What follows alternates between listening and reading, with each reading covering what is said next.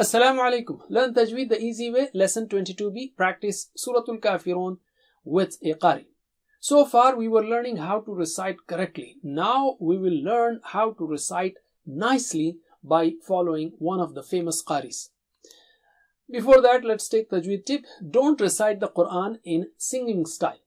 One of the basic difference between the two is don't make too many waves in your mad.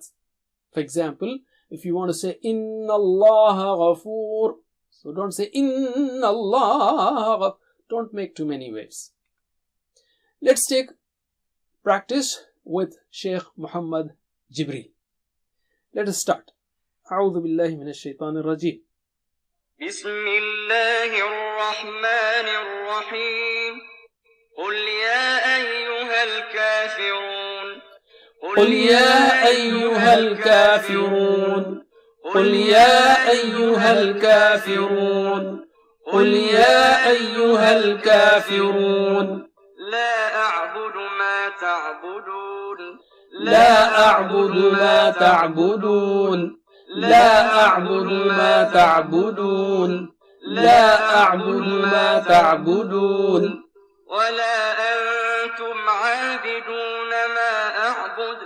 ولا أنتم عابدون ما أعبد. ولا أنتم عابدون ما أعبد. ولا أنتم عابدون ما أعبد. ولا أنا عابد ما عبدتم. ولا أنا عابد ما عبدتم.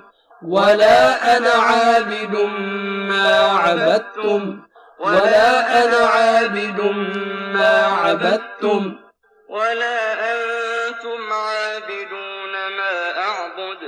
ولا أنتم عابدون ما أعبد. ولا أنتم عابدون ما أعبد.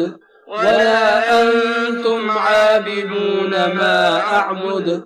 لكم دينكم ولي دين. لكم دينكم ولي دين. لكم دينكم ولي دين. لكم دينكم ولي دين.